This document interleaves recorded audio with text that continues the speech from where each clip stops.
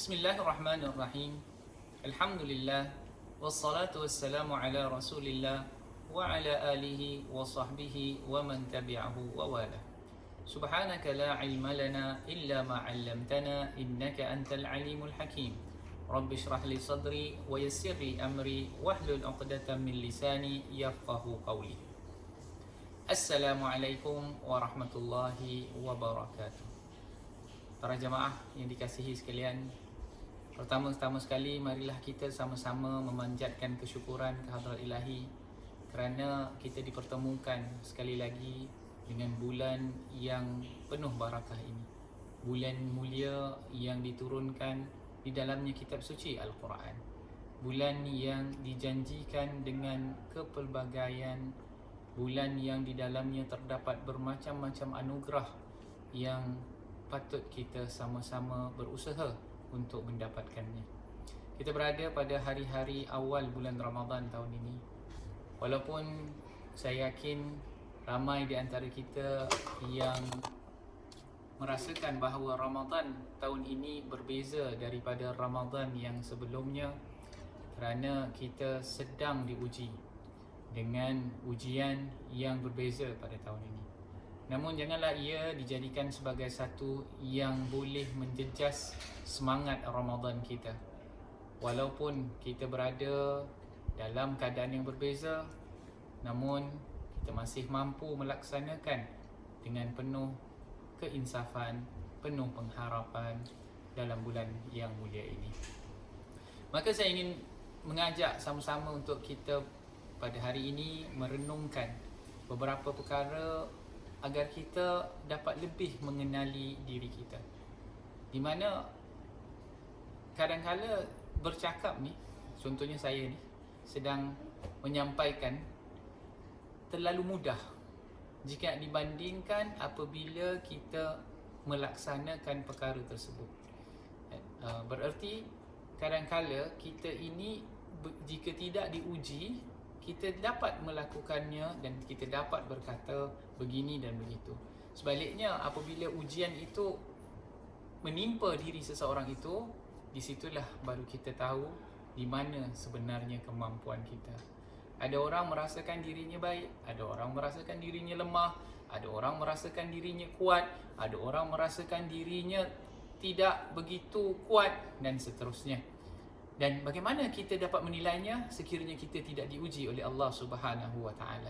Dan pada bulan yang di mana kita ini digalakkan untuk melakukan banyak kebaikan, di mana Allah Subhanahu Wa Taala juga memberikan kelebihan dengan memudahkan kita melaksanakan kebaikan itu kerana syaitan itu dirantai sepanjang bulan ini. Maka dari sudut gangguan syaitan itu kurang. Tapi sekarang kita ingin menilai pula dalam diri kita. Ada orang bijak pandai kata, kalaulah dalam bulan Ramadan ini kita masih melaksanakan perkara-perkara yang buruk, kita masih meneruskan maksiat, maka bererti selama ini apa yang kita lakukan adalah kerana nafsu dan keinginan kita sendiri, bukan daripada gangguan ataupun hasutan syaitan. Maka sama-samalah kita membuat banyak muhasabah, renungan terhadap kemampuan kita. Di sini ada 4 perkara yang ingin saya menyentuh pada hari ini, yang mana kita akan melihat bagaimanakah kita hadapi atau kita nak lihat kemampuan kita apabila berada dalam situasi-situasi yang sebegini. Iaitu kita ingin melihat keadaan diri kita ketika kita marah. Dalam bulan Ramadan ini kita mungkin kurang marah. Mungkin kurang marah, mungkin banyak marah. Kenapa banyak marah? Sebab kita lapar. Ada pepatah Inggeris mengatakan apa? Hungry man is an angry man. Bukan angry bird. Dia angry man. Kalau orang lapar ni dia cepat marah. Tapi kita diuji pada bulan Ramadan ini, apabila kita lapar, kita nak kena banyak sabar. Dan kalau kita marah, macam mana? Bagaimana pula keadaan kita menghadapi marah? Rasulullah sallallahu alaihi wasallam pernah berpesan kepada sahabat, pada seorang sahabat dengan mengatakan, la taghdab, la taghdab, la taghdab. Jangan kamu marah, jangan kamu marah, jangan kamu marah. Cakap depan kamera ni senang. kan. Tapi kalau kita diuji, macam mana? Kita kadang-kadang tengok orang marah, kita cakap dengan orang yang sedang marah tadi, sabar, sabar. Tapi bagaimana pula kalau ianya melanda pada diri kita? Kadang-kadang lalat terbang kat dalam depan mata kita pun kita tak boleh sabar. Ini kan pula ujian-ujian yang besar. Jadi apakah keadaan kita apabila kita marah? Biasanya kita marah ni ada sebab kan. Ada orang dia terlalu dia marah sebab keadaan sekeliling dia. Ada orang marah kerana ada orang yang menyebabkan dia marah.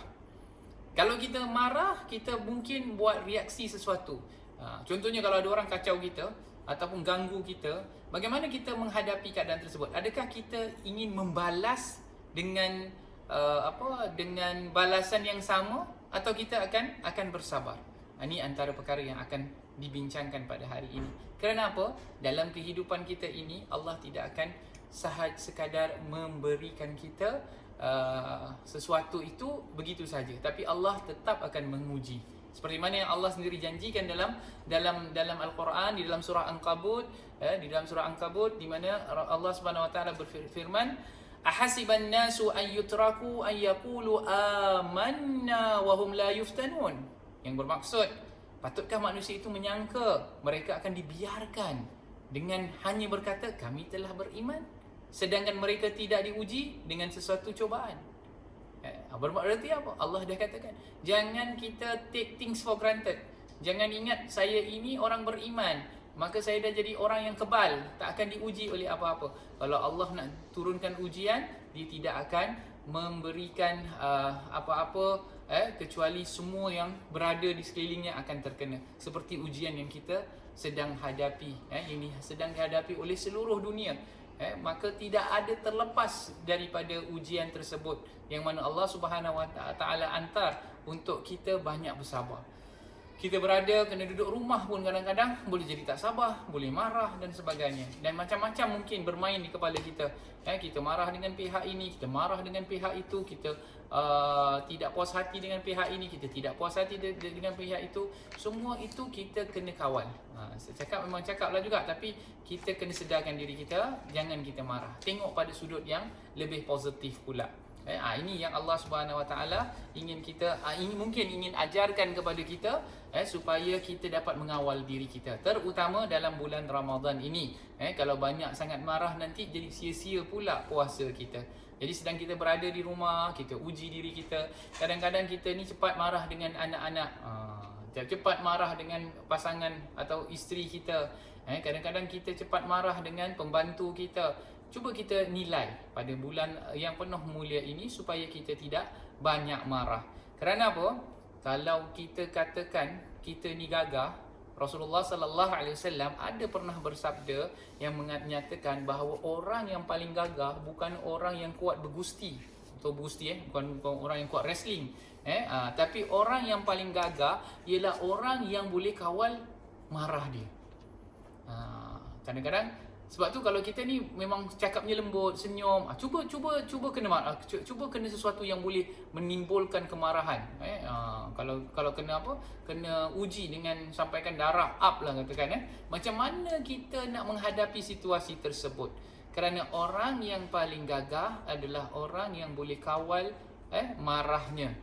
Dan orang yang paling sabar adalah orang yang boleh maafkan orang lain yang telah buat kesalahan pada dirinya, sedangkan dia mampu untuk membalas. Macam mana kita nak tanamkan sifat mampu memaafkan orang? Sebab apa? Kalau orang dah annoyed saya lah contohnya, kalau dah diberikan bertubi-tubi, kita jadi macam ya Allah, geram betul nak, macam tak boleh lah, macam kalau dapat nak balas balik lah, nak balas balik. Tapi kerana memandangkan hadis ini untuk kita menepati ciri-ciri seorang yang sabar, kita maafkan dia lah, kita maafkan dia. Malahan kita maafkan kalau boleh itu setiap malam. Sebelum kita tidur, setiap malam kita fikirkan sepanjang hari kita, kemudian kita minta pada Allah Subhanahu wa taala, nyatakan pada Allah Subhanahu wa taala, saya dah maafkanlah semua orang. Saya nak bawa satu contoh yang mungkin kisah ini bukanlah satu kisah yang asing bagi kita, iaitu bagaimana Sayyidina Ali karramallahu wajhah menghadapi situasi yang mana beliau ini diuji oleh Allah Subhanahu Wa Taala, melihat keikhlasan beliau melakukan perkara-perkara yang sepatutnya beliau lakukan. Maka pada satu ketika dalam sebuah perang itu, Sayyidina Ali makin hampir untuk membunuh musuh Islam. Dalam perang ini, kalau dah dalam perang, orang yang kita perangi itu, kalau kita tak bunuh dia bunuh kita. Jadi pada ketika itu Sayyidina Ali sudah hampir sangat ingin memenggal kepala musuh tadi. Tiba-tiba si musuh tadi meludah ke arah Sayyidina Ali. Sayyidina Ali jadi marah. Kalau kita jadi marah, kita makinlah kita rembat. Tapi Sayyidina Ali kerana ada sifat marah timbul, terus dia berhenti, dia tak jadi nak bunuh orang tadi. Musuh tadi sampai bertanya, "Ya Ali, kenapa engkau tak bunuh aku? Sedangkan aku ni musuh kamu dan aku dah ludah muka kamu. Aku dah ludah ke arah kamu. Kenapa tidak bunuh sahaja?" Sayyidina Ali berkata, "Tadi awalnya aku memang nak bunuh engkau kerana engkau musuh Allah dan kerana Allah aku bunuh engkau. Tapi setelah engkau ludah aku rasa kalau aku bunuh engkau tu bukan kerana Allah, tapi kerana marahnya aku pada engkau." Subhanallah. Itulah contoh.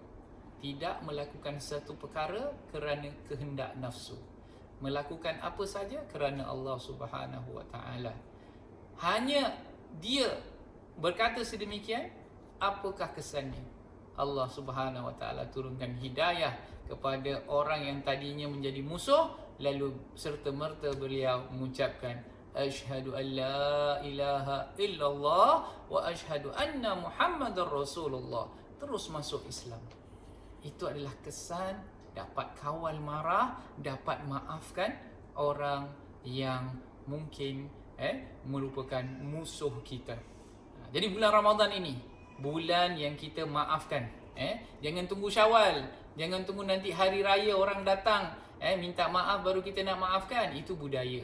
Tapi kalau kita mengikut ajaran sunnah Rasulullah sallallahu alaihi wasallam, kita maafkan walau macam mana besar pun kesalahan orang. Saya cakap ni bukan saya kata senang, memang susah. Sebab tu hari ni tajuk kita ialah benda-benda yang kita susah nak buat kalau kita berada dalam keadaan yang sedemikian. Pertama, susah nak maafkan orang kalau kita marah. Jadi kalau gitu, kalau kita minta maaf, kita dah buat salah dengan orang pun, sebagai orang yang melakukan kesilapan, kadang-kadang kita minta maaf, orang tu tak terima. Kita sabar dulu, kita tunggu sampai perkara tersebut mungkin reda, dan beliau kemudiannya kita mohonlah kemaafan. Sebab apa? Orang kalau marah ni memang jangan cocok lah kata orang tu kan. Sarang tebuan kalau diam-diam tu jangan dijolok, nanti kan kena serang pula. Jadi kita sabar, kita tunggu, kemudian kita mohon kemaafan daripada orang tadi. Okey, itu yang pertama. Perkara yang kedua yang mungkin kita susah nak melakukan ialah apabila kita mungkin dalam kesempitan. Cakap pasal kesempitan ini, bulan Ramadan ini di antara ciri yang paling banyak ditunjukkan oleh baginda Rasulullah sallallahu alaihi wasallam ialah sifat karim, sifat murah hati. Rasulullah sallallahu alaihi wasallam memang pemurah orangnya, dan beliau menjadi orang yang lebih lagi pemurah bila datang bulan Ramadan. Jadi kita ni pun mungkin ramai di antara kita, saya yakin ibu-ibu, bapa-bapa, saudara-saudari yang di sana, di luar, di rumah ini, memang ramai yang suka bersedekah. Dan biasanya kita bersedekah apabila kita ada kelebihan. Ini yang dikhabarkan ataupun diceritakan tentang ciri-ciri orang yang bersedekah ini. Ada 3 jenis kata Imam Al-Ghazali. Ada 3 jenis orang yang bersedekah atau orang yang memberi bantuan kepada orang lain. Yang pertama, orang yang bersedekah kalau ada lebih. Yang pertama, dia bersedekah kalau dia ada lebihan harta. Yang kedua, dia bersedekah separuh daripada apa sahaja yang dia ada. Jadi kalau dia ada kelebihan ke dia tak ada kelebihan, separuh daripada apa yang dia dapat dia bagi. Yang ketiga, dia mendahulukan orang lain sebelum dia mengutamakan diri dia. Contohnya lah, kalau kita beli makan, nak buat buka puasa kat rumah, kita ada banyak makanan, kita ada beli banyak makanan. Sekarang ni pun kita tak boleh makan kat luar, jadi kita ada banyak makanan. Dalam perjalanan kita nampak orang susah, nak tak kita bagi semua makanan yang kita belikan kepada orang tadi? Balik rumah kita cakap dengan anak dan isteri kita, hari ni tak ada apa-apa, apa ada kat dalam fridge ke apa, kita goreng. Atau ada Maggi, kita masak Maggi, kita buka Maggi. Ataupun kita akan, banyak juga ni saya beli ni, tak apa, separuh saya kasih pada fakir miskin, yang separuh saya bawa balik. Balik rumah beritahu dengan anak-anak, hari ni rezeki kita ini je. Separuh lagi kita dah berikan kepada fakir miskin. Ataupun kita ambil semua, kita kira dulu, yang ini untuk anak pertama, untuk isteri, untuk anak yang kedua, untuk pembantu, untuk semua dah ada. Ada lebih mungkin, ada lebih bubur masjid, kita pun kasih bubur je. Yang lain semua kita bawa balik. Kerana apa? Kita rasakan itu yang diperlukan oleh keluarga kita. Dalam tiga contoh tadi, itulah jenis orang-orang yang memberikan sedekah. Orang yang hanya berikan apa yang dia tak nak, itu orang yang pertama. Jenis yang pertama yang mendahulukan diri sendiri sebelum orang lain, ada lebih baru kasih orang. Jenis orang yang kedua, dia bagi separuh, apa yang dia ada separuh-separuh. Jenis yang ketiga, dia bagi semuanya, tapi yang dia perlukan, dia untuk di rumah, dia tahu ada benda-benda lain yang mungkin sedikit, yang mungkin tak selazat, mungkin tak sesedap apa yang diberikan tadi, tapi dia mengutamakan orang yang memerlukan tadi. Itulah yang kita lihat bersedekah ini. Dalam keadaan kita berada dalam keadaan kesempitan, macam mana?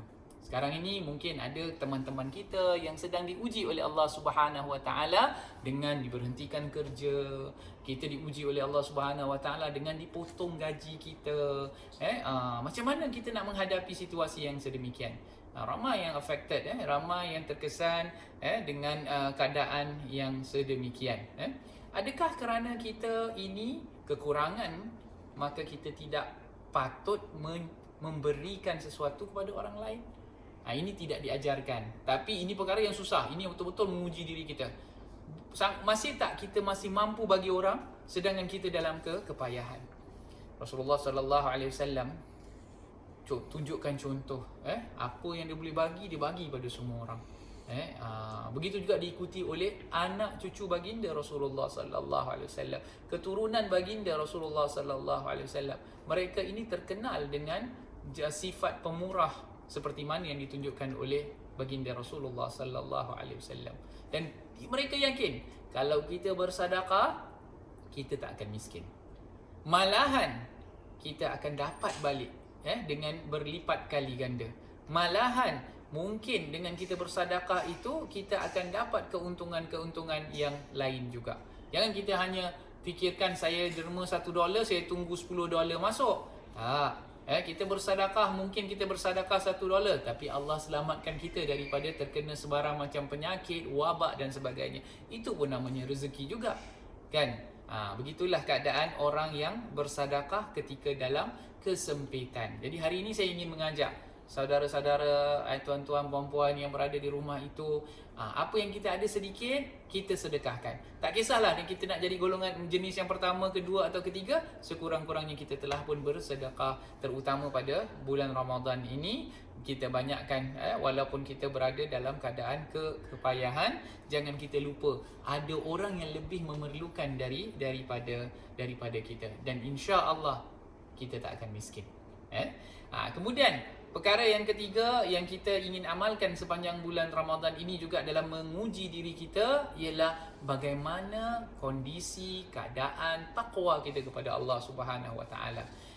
Bila kita bertakwa ini, kita nak meningkatkan diri kita melakukan perkara-perkara yang baik. Kita nak ingin meningkatkan diri kita melakukan perkara-perkara yang baik. Dan kita ini berada dalam situasi kita ini jauh daripada manusia. Tapi bila kita jauh daripada manusia, adakah kita semakin dekat dengan Allah Subhanahu Wa Taala? Adakah solat kita semakin khusyuk? Dulu kalau kita solat mungkin ada elemen-elemen yang kurang baik dalam hati kita. Sekarang ini kita solat hanya kita dengan Allah Subhanahu Wa Taala. Maka kita boleh banyakkan lagi solat kita. Melakukan maksiat, kita jauhkan diri kita daripada melakukan maksiat. Kerana apa? Walaupun kita bersendirian, kita tahu bahawa Allah akan senantiasa bersama-sama kita. Terutama ibadah puasa kita. Sebenarnya ibadah puasa kita ini senang je kalau kita nak tipu orang kan. Sebab ini antara kita dengan Allah. Kita nak masuk bilik nak minum air ke, nak taruh dalam laci ke, air ke dan sebagainya, kita boleh aje buat. Tapi kenapa kita tak buat? Kenapa kita tak buat? Kerana inilah ibadah antara kita dengan Allah Subhanahu Wa Taala. Maka kita pun tahu dalam Ramadan ni kita takut, kita jaga mata kita jaga telinga kita jaga mulut kita kerana kita takut menjejas prestasi puasa kita. Sebenarnya ini hanyalah satu latihan. Semoga kita dapat menjaga mata, mulut, telinga dan sebagainya selepas Ramadan nanti. Moga-moga dengan kita menambahkan ketakwaan kita pada bulan Ramadan ini, Allah menjadikan kita orang-orang yang senantiasa memelihara diri daripada melakukan sebarang maksiat, terutama maksiat hati. Sifat ujub, sifat takabur ini banyak ada dalam diri kita. Maka kita buat pada amalan pada bulan Ramadan ini. Contohnya kita tarawih di rumah, kita tarawih dengan anak-anak, tarawih dengan isteri kita. Kita tarawih dengan penuh kekhusyuan dan tak perlu lagi kita nak risau siapa nak tengok kita dekat masjid ke tak dekat masjid ke. Kita buat kerana Allah Subhanahu Wa Taala. Hidupkan malam-malam Ramadan kita ini dengan perbanyakkan ibadah seperti solat sepanjang malam, solat tarawih yang juga dikenali sebagai solat qiyam Ramadan. Kita melakukan ibadah ini, maka lakukan dengan penuh kekhusyuan, dengan penuh pengharapan di antara kita dengan Allah Subhanahu Wa Taala. Mungkin inilah peluangnya masa kita. Kalau selalunya kita Ramadan bersama dengan orang, kali ini kita benar-benar bersama dengan Allah Subhanahu Wa Taala. Maka kita dalam situasi yang macam mana sekalipun, kita mesti senantiasa ada rasa takut dengan Allah Subhanahu Wa Taala. Kita tak boleh nafikan takwa kita berbeza-beza. Takwa tuan-tuan mungkin lebih kuat daripada takwa saya tu, atau takwa tuan-tuan lebih kuat daripada saudara-saudara yang lain, ataupun lebih lemah dan sebagainya. Kita nilai. Di antara perkara yang kita kena sedar ialah kena senantiasa merasa malu kerana Allah itu memerhatikan kita. Dan maksiat itu kalau kita tak tahu benda ni maksiat ke tidak, kita nilai daripada sudut kalau kita takut orang lain tahu kita buat benda tu, makna benda tu maksiat. Kalau kita tak takut orang tahu, itu tak ada apa-apalah. Jadi kita buat benda yang benar-benar kita yakin ia adalah merupakan satu ibadah. Yang lain kita tak mampu nak buat, kita mesti rasa malu. Malu ni penting. Kerana malu dengan iman, kata Ibn Umar radhiyallahu an, malu dengan iman ini tak boleh dipisahkan. Kalaulah malu itu hilang, iman pun hilang. Begitu juga kalau iman tu hilang, malu pun hilang. Jadi kita kena jaga sifat malu kita. Dan yang terakhir yang ingin saya sentuhkan pada kali ini ialah beraninya kita menegakkan kebenaran. Sebagai contoh, kita berkata benda-benda yang benar walaupun tidak disukai oleh orang. Benda ini semakin hari semakin kurang. Orang suka apa yang mereka nak dengar sahaja, kan? Terutama apabila kita berhadapan dengan orang-orang yang mempunyai kuasa, yang mempunyai kata orang tu kerajaan contohnya, supaya apa? Supaya kita mengikut, walaupun benda itu sesuatu yang mungkar. Jadi kat sini kita kena belajar untuk berkata benar. Tapi berkata benar ini ada adabnya juga. Kalau kita lihat zaman-zaman para ulama dulu pun, kerajaan ataupun orang-orang yang penguasa ini ada juga yang mempunyai sifat-sifat yang tak baik walaupun mereka orang Islam. Sebagai contoh Imam Syafi'i radhiyallahu an, semasa beliau berada di Yaman, beliau pernah difitnah. Yang mana dengan fitnah yang dilakukan oleh orang-orang yang berkuasa ini, hampir-hampir Imam Syafi'i itu dipenggal kepalanya kerana dituduh Imam Syafi'i ini adalah golongan Rafidah. Golongan Rafidah ini adalah golongan yang pada ketika itu dianggap sebagai satu ancaman besar kepada kerajaan Abbasiyah. Kerana apa? Kerana golongan Rafidah ini dikaitkan dengan keturunan Sayyidina Ali karramallahu wajhah. Jadi apabila Imam Syafi'i dibawa menghadap sultan, hampir-hampir beliau ingin hampir-hampir beliau dibunuh kerana kecintaan beliau kepada ahli bait Rasulullah sallallahu alaihi wasallam, yang beliau berkata dengan penuh kejujuran, kalaulah kerana kecintaan beliau itu kepada ahli bait, menganggap dia itu sebagai orang yang Rafidah, maka beliau sanggup mengaku beliau adalah Rafidah. Tapi beliau berkata juga kepada Sultan Harun al-Rashid dengan mengatakan apa? Bukankah kita ini bersaudara? Kamu ini daripada golongan Abbasiyah, yang satu lagi pula daripada golongan atau keturunan Sayyidina Ali. Dan Sayyidina Ali, bukankah kita ini semua adalah anak cucu Abdul Muttalib? Jadi saya menganggap kamu sebagai saudara kita, sedangkan orang yang memfitnahkan kita ini menganggap saya semacam hamba-hamba mereka. Mendengarkan kata-kata tersebut, Harun al-Rashid berfikir kembali dan melepaskan Imam Asy-Syafi'i daripada hukuman tersebut. Kerana apa? Kerana kelembutan. Ini juga diterangkan oleh Allah Subhanahu Wa Taala dalam surah Taha. Kisah tentang surah Taha ayat 44 sehingga ayat 46, di mana Allah Subhanahu Wa Taala apabila beliau menyuruh Nabi Musa dan Nabi Harun untuk keluar menghadap Firaun yang telah melampaui batas, Allah Subhanahu Wa Taala berkata, faqula lahu qawlan layyina. Maka hendaklah kamu berkata-kata dengan ataupun berucap kepada Firaun dengan kata-kata yang lembut, la'allahu yatadhakkaru aw yakhsha. Moga-moga dengan ucapan yang sedemikian beliau ini diberikan peringatan dan mungkin juga merasa takut dan gerun. Ini perintah Allah Subhanahu Wa Taala. Kalau kita ingin menghadap kepada orang-orang yang berkuasa, kita ingin menegur orang-orang yang berkuasa, kita tegur dengan penuh kelembutan. Sama ada dia terima atau tidak, tu bukan urusan kita. Tugas kita hanyalah menyampaikan yang hak walau kana murran. Dan ini semua bukan mudah untuk dilaksanakan. Inilah 4 perkara tuan-tuan, yang mana kalau kita dapat cuba melaksanakannya, insya-Allah kita mungkin digolongkan oleh Allah Subhanahu Wa Taala dengan golongan yang terselamat. Iaitu kawallah marah kita apabila kita berada diuji dengan sesuatu perkara, dan mudahlah untuk kita memaafkan kepada orang yang buatkan kita marah. Yang kedua, hendaklah kita cuba untuk terus bersedekah, membantu orang lain walaupun kita berada dalam kesempitan. Yang ketiga, kita tingkatkan iman kita, terutama dengan menjauhi segala larangan Allah, terutama apabila kita berada bersendirian dan tidak ada orang lain di sekeliling kita. Dan yang keempat, kita belajar untuk berkata yang hak dengan penuh kelembutan. Tugas kita menyampaikan. Penerimaan biarlah Allah Subhanahu Wa Taala sahaja yang menentukan. Moga-moga kita sama-sama dapat bermanfaat. Moga-moga Ramadan kali ini adalah Ramadan yang terbaik untuk diri kita. Moga-moga sekiranya Ramadan ini adalah Ramadan yang terakhir untuk diri kita, di mana kita berdoa semoga ianya bukan Ramadan yang terakhir, supaya kita dapat bertemu lagi pada tahun akan datang. Namun sekiranya ini adalah Ramadan terakhir, ya Allah, Kau terimalah amalan kami dengan sebaik-baik penerimaan, dan Engkau tutuplah kekurangan kami, kerana kami ini adalah hamba-hamba-Mu yang lemah. Dan apabila Kamu dapat menutupnya dan mendapat redha dan rahmat daripada-Mu, maka kami mengharap sangat pada bulan yang penuh dengan barakah ini dijadikan, digolongkan daripada orang-orang yang Engkau redai.